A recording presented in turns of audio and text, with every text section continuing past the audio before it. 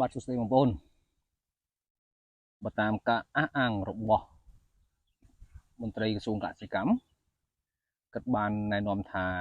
ការកាត់បន្ថយពូជការកាត់បន្ថយការប្រើប្រាស់ជីដែលមានអាសូតខ្ពស់ជីដែលមានអាសូតខ្ពស់មិនមែនត្រឹមតែនៅក្នុងជីអ៊ុយរ៉េតែមួយមុខទេវាមាននៅក្នុងជីផ្សេងជាច្រើនទៀតដូចជា27 12 6 20គាត់20គាត់15ទាំងអស់នេះសុទ្ធតែមានអាសូតតួខាងដើមនោះហើយគឺជាអាសូតបងប្អូនអញ្ចឹងបងប្អូនអាចរៀនសម្គាល់ជីបាន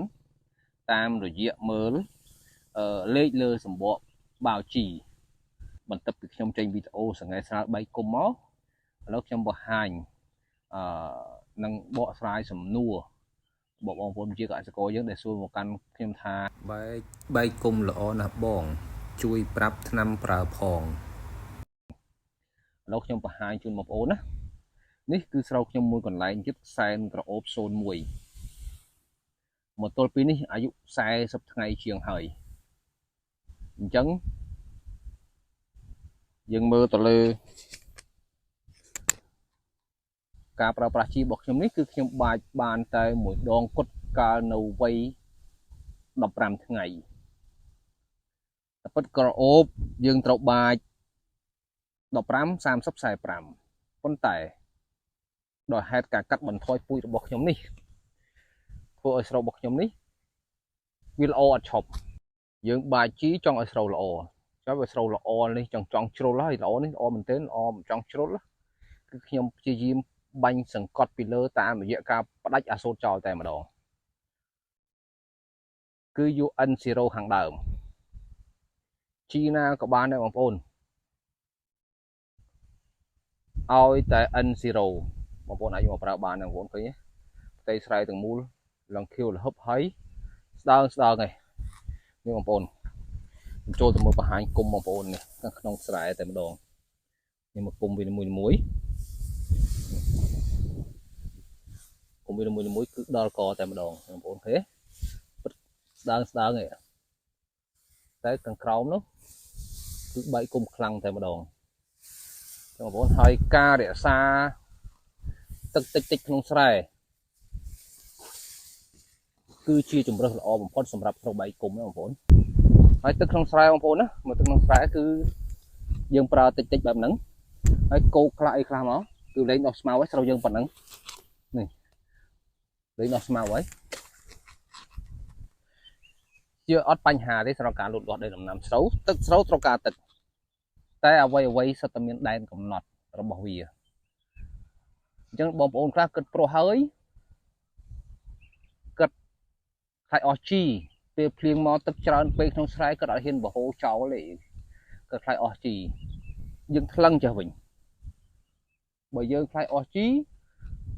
ហើយស្រូវរបស់យើងអត់បានបែកគុំហើយលូតលាស់មិនបានល្អតើយើងស្ដាយជីអត់តាមពិតវាអត់មានត្រូវស្ដាយជីទេយើងបើកទឹកចេញដើម្បីដំណើរការបែកគុំរបស់វាបានល្អបងប្អូនហើយស្រូវរបស់យើងលូតលាស់បានល្អឬវាត្រូវការអុកស៊ីសែនតែដល់ពេលទឹកជ្រៅពេកអាចជាងពាក់កណ្ដាលដើមហើយឬចាប់យកអុកស៊ីសែនអត់បានជាហេតុធ្វើឲ្យប្រព័ន្ធឫសរបស់វាខ្សោយចាប់យកអាហារដែលនៅក្នុងដីនោះក៏អត់បានដែរ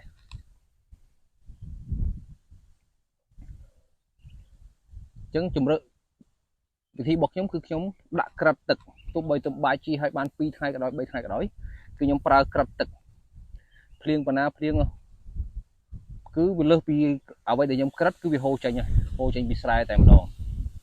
ខ្យល់ខ្លាំងណាស់ឡើងទៅគួយក៏ទៅបាញ់តែម្ដងហើយគឺខ្ញុំបាចជីមួយបេដីនេះគឺ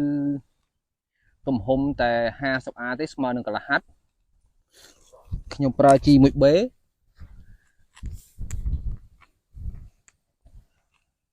ហើយពូជ40 គីឡូហើយស្រូវពេញដីបឹបហើយថងបងប្អូនថងគេមានថ្នាំបាញ់គេចំណាយលើថ្នាំបាញ់គេមិនសូវចំណាយលើជីពិតព្រោះថ្នាំបាញ់ហ្នឹងគឺមិនអស់ច្រើនទេបងប្អូន បើយើងចេះជ្រើសរើសចូលថ្នាំមកបាញ់ឲ្យបានត្រឹមត្រូវនោះការចំណាយរបស់យើងអត់ច្រើនទេខ្ញុំបាញ់ម្ដងក្នុងមួយហត្តាខ្ញុំអស់តែ 70000 រៀលបើចែកជាមធ្យមភាគអញ្ចឹងក្នុងមួយវត្តជីវិតស្រូវខ្ញុំបាញ់ប្រហែលជា5ដងឬ6ដងយ៉ាងច្រើនក្នុងករណីពិសេសណាមួយតែភាគច្រើនគឺ5ដងហើយឥឡូវនេះប្រធានបទចូលវាបែកគុំជំហានដំបូងយើងព្រោះមកហើយក្នុងវ័យក្រោម10ថ្ងៃយើងធ្វើម៉េចកុំចាត់ស្មៅឲ្យបានស្រ័យនេះខ្ញុំបាញ់ស្មៅតាំងពីអាយុ 6-7 ថ្ងៃហើយ8ថ្ងៃខ្ញុំចលោទឹកចូលហើយចលោចូលតិចហើយបងប្អូនចង់ថែទាំស្រូវឲ្យបានល្អការកាត់បន្ថយពូជបងប្អូនកែដីធ្វើម៉េចមិនថាប្រើមធ្យោបាយបែបណាទេរៀបចំដីឲ្យបានស្អាតនោះបងប្អូននឹងចំណេញក្នុងការថែទាំទៅលើដំណាំស្រូវចំណេញទាំងការចំណាយទៅលើពូជ 90% បានមិនដល់ 100% ព្រោះដីមិនអាចធ្វើបាន 100% ដីស្រែពីព្រោះយើងធ្វើស្អាតហើយដល់ពេលយើងភ្ជួរយើងវាយយើងអីមកវាអាចញែកឡើងខ្លះអីខ្លះវាមិនបាន 100% ទេអញ្ចឹងបងប្អូនណាហើយពូជមិនបាច់ប្រើច្រើនទេតែបងប្អូនចង់ប្រើច្រើននៅរឿងបងប្អូនខ្ញុំមិនដឹងទេបើថាដីបងប្អូនខ្លាចដីខ្សាច់ដាក់ពូជតិចខ្លាចវាមិនបែកគុំដីឥដ្ឋដាក់ពូជតិចខ្លាចវាមិនបែកគុំដីខ្មៅដាក់ពូជតិចខ្លាចវាមិនបែកគុំអានោះជារឿងខ្លាចរបស់យើងទេរាល់សមិទ្ធផលទាំងអស់វាកើតចេញពីការពិសោធន៍បើយើងអត់ពិសោធន៍មិនដឹងទេអញ្ចឹងយើងកាត់ផ្នែកដីណាមួយនេះដូចកន្លះហត្តាអញ្ចឹងមកឬក៏ដី 20A 30A ក៏ដោយទំហំណាក៏ដោយបងប្អូនសាកល្បងធ្វើដោយខ្លួនឯងនឹងឃើញលទ្ធផលហើយស្រូវបើប្រុសពូជក្រាស់ហើយវានៅតែខៀវល្អដីនឹងល្អបើដាក់ពូជស្ដើងកាន់តែខៀវជាងនឹងទៀតនេះជារឿងពិតហើយការប្រើប្រាស់ជីជំហានដំបូងគឺខ្ញុំឲ្យបាចវ័យ13 14 15ថ្ងៃហ្នឹងគឺបាចជីគឺជំហានដំបូងគឺយើងប្រើ DAP លាយជាមួយនឹងអ៊ូរ៉េសិនទៅយើងចង់ដឹងថាដីហ្នឹងវាមានសន្ទុះបែបណាពីព្រោះការបាចជីយើងមិនពឹងផ្អែកទៅលើដីទេយើងពឹងផ្អែកទៅលើការលូតលាស់នៃដំណាំគេដោយស្រូវរបស់ខ្ញុំនេះគឺខ្ញុំបាចតាំងពី15ថ្ងៃមកម្លេះឥឡូវដល់40ថ្ងៃជាងហើយ45ថ្ងៃហើយគឺខ្ញុំអត់បាចជីថែមទេអញ្ចឹងបាចជីយូរអីបើស្រូវយើងល្អប៉ុណ្ណឹងហើយខ្ញុំអត់មានអីថែមទេស្រែនេះមួយគឺខ្ញុំបាចជីតិចជាងគេស្រែផ្សេងអាចអស់មួយហាត់ 4B